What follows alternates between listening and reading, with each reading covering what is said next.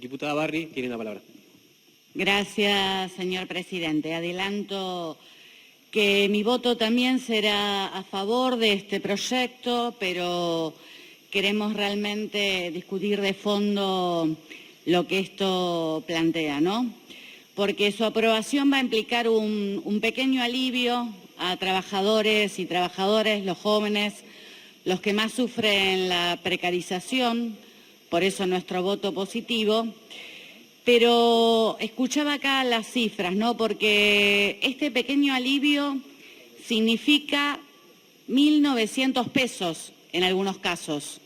De esto estamos discutiendo. En el mismo proyecto se describe la situación dramática de informalidad, de desocupación, de precarización de la juventud, y aquí lo que estamos discutiendo es que se les dará un beneficio de 1.900 pesos. O sea, muy ofensivo. Es algo que ni siquiera un funcionario gasta en un desayuno. Esto es lo que estamos discutiendo ante los grandes problemas de precarización de la juventud. Pero sobre todo este proyecto, el problema que tiene, que lejos de fomentar, como dice, el empleo registrado, está reconociendo el fraude laboral que sufren miles de jóvenes en esta ciudad, figurando como monotributistas. Para decirlo en términos jurídicos, a confesión de parte, relevo de pruebas. Además, es solo por 2 años, o sea, el primero te lo regalo, el segundo te lo vendo. Digo, así de poquito es lo que estamos discutiendo. Y es como un chiste de mal gusto realmente decir que con esto se incentiva la formalización laboral. Porque, como decía antes, si estamos hablando de monotributistas y no de empleados bajo relación de dependencia, si se quiere incentivar la formalización laboral, se tendría que discutir entonces que los trabajadores estén en relación de dependencia con todos los derechos que le corresponden. Por ejemplo, el otro día hablaba con una joven trabajadora de un call center de Pfizer, de Cava, Pfizer, ¿no? Una empresa que no podemos decir que no ha obtenido enormes ganancias en base al lucro de la salud de la población, y ¿saben por cuánto los contratan? Con monotributo también, ¿no? Este fraude laboral que aquí se blanquea por 45.000 pesos. O vayan a la Facultad de Psicología y pregúntenle a los estudiantes que trabajan como acompañantes terapéuticos cómo es su forma de contratación, también como monotributistas, o cuánto les pagan, 45.000 pesos. Entonces, si queremos discutir cómo terminar con el fraude laboral, podríamos empezar por casa, como por ejemplo por los propios trabajadores municipales, que hoy hay alrededor de 20.000 trabajadores y trabajadoras entre las categorías de monotributista, dependiendo de ONG, las distintas formas de tercerización que llegan a esta cifra de 20.000, y que no es algo nuevo, no es algo nuevo. El monotributo es la herencia menemista que ningún gobierno quiso cambiar. Y aquí en la ciudad de Buenos Aires, miren, yo hace 20 años trabajaba como trabajadora municipal en la dirección de niñez. Tuvimos que hacer una junta interna en ese momento porque éramos monotributistas y no nos pagaban. Entonces nos tuvimos que organizar en ATE, porque el sindicato mayoritario de municipales, SUTECMA, no nos reconocía como trabajadores. A ese nivel llegaba la legalización de nuestra precarización. Bueno, y hoy esta situación sigue igual, incluso en este proyecto ni siquiera se los va a exceder de ingresos brutos a los propios trabajadores municipales que siguen sufriendo esta precarización laboral, cobrando sueldos que van desde los 30.000 a los 70.000 pesos, o sea, sueldos de miseria. Entonces, claramente lo que se está haciendo en este proyecto es fomentar y legalizar la precarización en la juventud, en los que tienen los salarios más bajos, que no conocen derechos laborales, de como tener aguinaldo, vacaciones, obra social, al sector social donde se le ha impuesto una reforma laboral de hecho, esa tanto que pregonan las grandes patronales y la derecha. Y es una continuidad, señor presidente, de seguir blanqueando esta forma de trabajo precario, que no es por obra divina, no es por obra divina que salimos de la pandemia y estamos en esta informalidad, sino porque hubo políticas concretas para que se legalizaran. no nos podemos ir muy lejos. Aquí en esta propia legislatura, como vehículo de eso, cuando se votó la ley de APS, que legalizaba la precarización de miles y miles de pibes, solo el Frente de Izquierda votamos en contra. Hubo una extraña abstención del Frente de Todos, primero con una postura de querer reformarla de a poquito y después absteniéndose, mientras miles estaban acá en la legislatura movilizándose de estos pibes para impedir que bajo un eufemismo de la ley de tránsito se legalizara la precarización absoluta de miles y miles de pibes en esta ciudad, que con las apps y las aplicaciones, ¿saben cuánto están ganando por mes? Alrededor de 50.000 pesos. Bueno, esto lo votó la legislatura y solo nosotros fuimos los que planteamos claramente que iba a legalizar y acrecentar más la explotación de miles y miles de pibes. Y por supuesto que esto también tiene responsabilidad distintos poderes del Estado, el propio Ministerio de Trabajo, con Moroni, que yo no sé por qué es el único ministro que sigue estando, capaz nadie se enteró, los trabajadores en principio no se enteraron porque no ha hecho ninguna medida de controlar a las empresas que se cumplan los derechos laborales, pero digo que no ha tomado ninguna medida en el cumplimiento de la ley de contrato de trabajo, como podría ser la situación del fraude laboral en las apps y en todos los distintos lugares que hay en esta ciudad, como son, por ejemplo, los call centers, como decía antes, que trabajan los pibes y las pibas por 50.000 pesos. Entonces, el dejar correr de estos fraudes laborales, señor presidente, a nivel nacional, y no oponerse tajantemente a esta regularización de estos avances de la uberización en la legislatura, creo que envalentonaron también a las patronales para que puedan seguir avanzando sobre los derechos de los pibes y de las pibas sin ningún problema, porque incluso aquellos que se dicen oposición lo han avalado.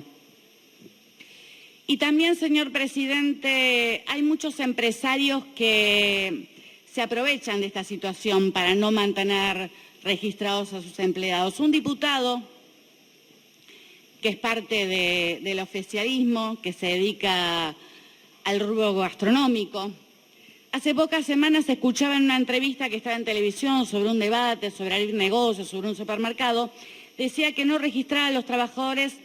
El problema es que a veces no queda otra por las altas cargas impositivas.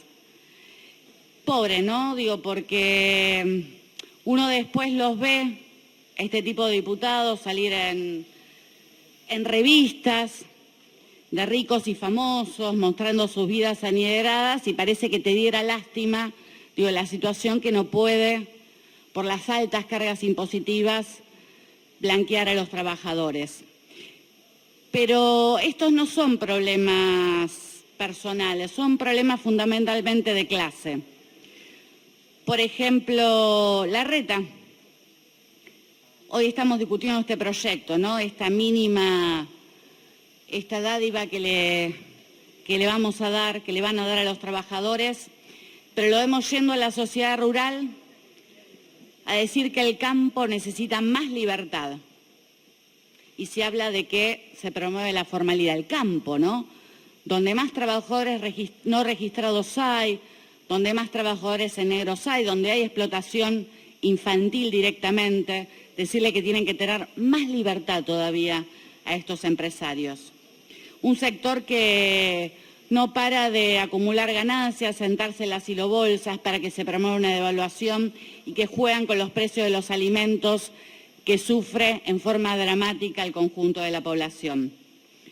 O como se hizo en la inspección de la sociedad rural, de la propia sociedad rural que se realizó aquí, donde saltó que el 40% de los que trabajaban allí están en negro. Entonces, discutir este proyecto y después ver esta actuación de los funcionarios en la realidad, digo, es un tanto chocante, creo yo, para cualquier joven trabajador que pueda estar viendo esta sesión. Mire, señor presidente, en los últimos 4 años en este país no solo hubo un aumento brutal de la pobreza, de la precarización laboral, sino de la desigualdad social.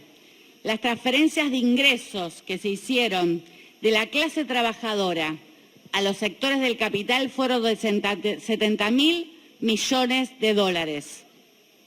En los últimos 4 años, 41.000 bajo el gobierno del Frente de Todos, que prometió llenar la heladera, darle aumento a los laburantes y terminó llenando las cuentas bancarias de los dueños de todo.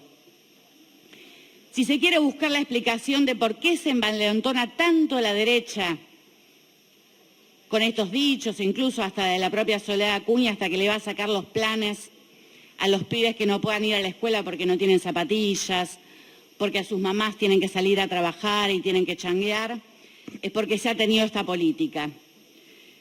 Y que Larreta, por supuesto, quiere superar, como parte de su campaña electoral, para hacer más ataques a los trabajadores y a los sectores populares. Ambas coaliciones llevan a esta situación de desesperación en la juventud, en el presente y de no futuro, atando al país a los destinos del Fondo Monetario Internacional. Ambas coaliciones no tienen nada que ofrecer a las nuevas generaciones. Por eso nosotros, señor presidente, claramente le decimos a la juventud que la clave es la organización, que tanto eso que le teme es la organización desde abajo, entre ocupados, desocupados, muchos de esos jóvenes que están hoy en la marcha piquetera, que tanto los ataquen, que viven haciendo changas o que no consiguen trabajo, junto a los jóvenes trabajadores ocupados, que trabajan un montón de horas y ni siquiera llegan a fin de mes, junto a los jóvenes estudiantes, a los que luchan contra el extractivismo, contra la destrucción del planeta. Porque nosotros creemos que hay otra salida, que no es solamente una salida de ajuste y de precarización laboral. Nosotros planteamos claramente que hay que repartir las horas de trabajo entre ocupados y desocupados. Una medida que se está discutiendo en todo el mundo, no es que se nos ocurriera a nosotros, una medida racional que implicaría que las 12.000 principales empresas se pueda dar trabajo a 1 millón de personas. En este país donde se hace una campaña de los liberales, pasando por el gobierno nacional, de que el gran problema es que no se quiere trabajar, que no hay cultura del trabajo, y donde lo que se promueve son este tipo de trabajos. Bueno, nosotros planteamos una salida que podría ser concreta, pero que para hacerla, por supuesto, hay que afectar las ganancias de los grandes empresarios, de los grandes grupos económicos, pero para poner la economía en función de las necesidades sociales y no en función de las ganancias solamente de los capitalistas. Entonces, para nosotros, señor presidente, creemos que en la fuerza de esa juventud que se ha levantado en muchos lugares del mundo, luchando contra las consecuencias del neoliberalismo y que en este país tenemos la confianza de que también lo van a hacer. Creemos que hay que construir una gran fuerza social junto con esos jóvenes que tengan una perspectiva socialista, de cambiar de raíz este sistema que solo ofrece un futuro de precarización, de miseria y de desocupación para la juventud. Así que la apuesta hacia ellos y, por supuesto, acompañaremos este proyecto, pero planteando claramente que lo que se necesitan son medidas de fondo para cambiar la realidad de millones de jóvenes. Muchas gracias.